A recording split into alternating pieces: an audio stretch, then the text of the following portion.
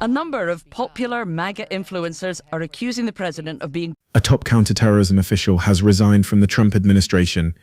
He has done so because he says the current war in Iran is based on a lie. He states that Iran posed no imminent threat to the United States. He claims the conflict was manufactured because of pressure from Israel. Tonight, we examine the forensic evidence of this war. He had to resign, he says, because the president has abandoned his principle of putting America first. We look at the decapitation of the Iranian leadership. We look at the internal collapse of the American-led coalition. And we look at the words of a president who has chosen to prioritize another nation's security over the one he was elected to lead. This is the case against the justification for the war in Iran. Donald Trump claims that the United States entered a state of war with Iran because Iran posed an immediate and catastrophic threat to American lives. That is a lie. The lie is defined by the president's own words during a meeting with the Irish Prime Minister on St. Patrick's Day. When asked about the resignation of Joe Kent, a top counterterrorism official, Donald Trump stated that every country realized what a threat Iran was. He dismissed the official's resignation by calling him a crazed egomaniac and a leaker. The president's claim is that Iran was a threat that necessitated a preemptive war. However, the official who resigned was a true believer in the president's policies and served at the highest levels of the counterterrorism apparatus.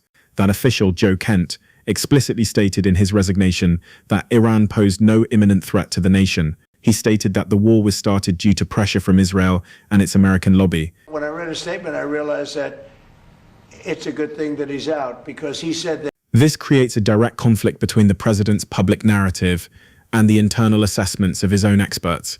The forensic evidence of this conflict begins with the assassination of Ali Larijani. On March 16th, Israeli forces conducted a precision airstrike near Tehran. This strike killed Larijani, who had emerged as the de facto leader of the Iranian regime.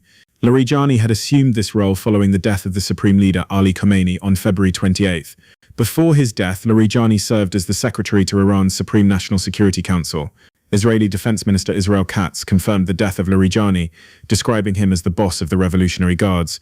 We knew that there was going to be an Israeli action. We knew that that would precipitate an attack against American forces. The Israeli Defense Forces characterized the strike as a pivotal blow. This operation was not isolated. It was part of a broader campaign that also targeted Gholam Reza Soleimani, the head of the Basij paramilitary force. Soleimani was killed at a recently established tent camp. These strikes show a systematic effort by Israel to dismantle the Iranian leadership structure. Further evidence of the regime's disarray is found in the conflicting reports regarding Mujtaba Khamenei. Reports from the Kuwaiti daily Al Jarida suggested that Mujtaba had been secretly flown to Moscow on a Russian military aircraft for emergency surgery. These reports claimed he was badly hurt in early strikes and was undergoing treatment in a facility linked to Vladimir Putin. The Iranian ambassador to Russia, Qasim Jalali, has flatly denied these reports. He branded them as psychological war and insisted that Iranian leaders do not need to hide in shelters. This narrative conflict proves that the Iranian regime is struggling to maintain a facade of stability, while its command structure is being decimated. The evidence also shows that the United States was aware that Israeli actions would precipitate an attack against American forces. A top American diplomat admitted at the start of the war that they knew an Israeli action would happen. They knew it would lead to attacks on Americans. They chose to strike preemptively rather than seek a diplomatic alternative. In the last hour, Iranian media has confirmed that a key advisor to the late supreme leader... The power and control analysis of this evidence reveals a shift in the center of gravity for American foreign policy. Benjamin Netanyahu and the Israeli government are currently dictating the pace and targets of the conflict. Prime Minister Netanyahu stated that there is direct cooperation between the Israeli Air Force and the United States Navy. He claimed he spoke at length with President Trump to coordinate indirect attacks and direct actions. This control extends to the narrative of the war. While the United States government claims to be leading a coalition, the president is simultaneously attacking his closest allies. Donald Trump has singled out the United Kingdom and Sir Keir Starmer. He has stated that America no longer needs the help of NATO countries. By insulting the British Prime Minister and comparing him unfavorably to Winston Churchill, the president is intentionally isolating the United States. This isolation serves to remove the checks and balances that an international coalition would normally provide. It allows the administration to pursue a war strategy that lacks the consensus of traditional security partners. The strongest defense argument for this war is the claim that doing nothing has consequences.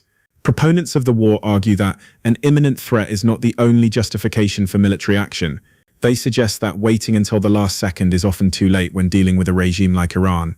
They point to the fact that Iran has a mosaic defense system designed to operate even when top leaders are removed. They argue that the Iranian leadership was responsible for killing thousands of its own citizens during protests earlier this year. This defense is dismantled by the legal and strategic reality of the conflict. The United States is a nation governed by laws that require a clear and present danger before engaging in preemptive war. The resignation of a top counterterrorism official confirms that no such danger existed. The evidence shows that the war has not brought stability. Instead, it has led to drone and rocket attacks on the US embassy in Baghdad. It has led to Iranian missiles striking neighboring Iraq.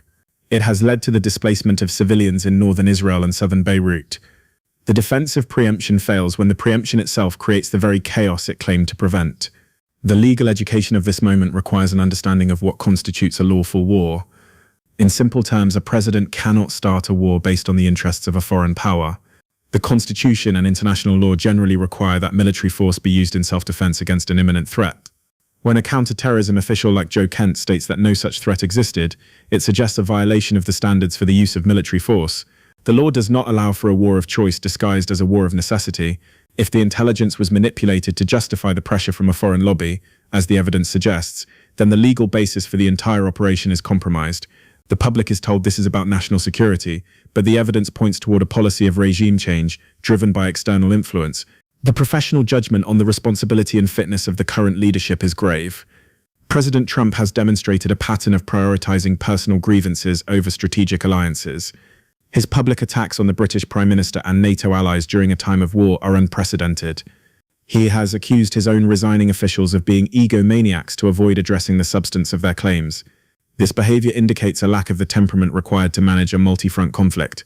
The president has also expressed uncertainty about the status of the Iranian supreme leader, questioning whether he is alive or dead, while simultaneously authorizing strikes that escalate the violence. His dismissal of the impact this war has on other global conflicts, specifically in Ukraine, shows a narrow and reactive worldview. President Zelensky of Ukraine has expressed a very bad feeling about the impact of the Iran war, noting that peace talks with Russia are being constantly postponed. The president's fitness is questioned when his actions directly undermine the security of multiple continents to satisfy a singular objective in the Middle East. The expert authority stack for these findings includes the highest levels of military and diplomatic reporting. Trey Yingst, the chief foreign correspondent for Fox News, has documented the magnitude of the killings of Ali Larijani and IRGC commanders. Sarah Smith, the BBC News Washington correspondent, has reported on the internal fractures within the White House and the specifics of the Joe Kent resignation.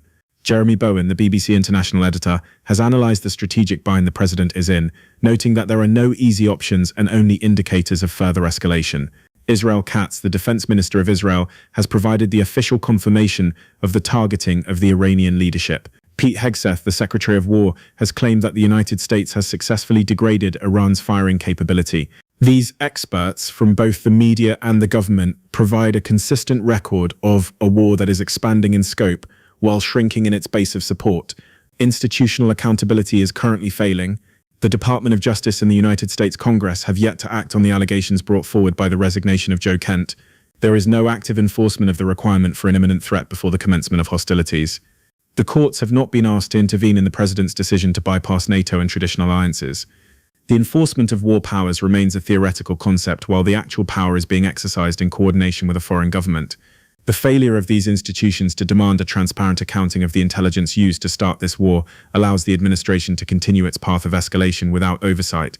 The procedural consequences of these actions are already clear. The United States is becoming increasingly isolated on the world stage. The long-standing special relationship with the United Kingdom is being damaged by the president's personal attacks. NATO is being weakened at a time when its unity is most needed. The war in Ukraine is being sidelined, providing a strategic advantage to Vladimir Putin.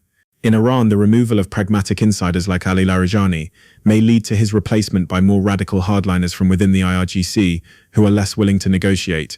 The Iranian military apparatus is in disarray, but its mosaic defense means that decentralized units may continue to strike without central control. This leads to a prolonged and unpredictable conflict. The world is not becoming safer, it is becoming more fragmented and volatile.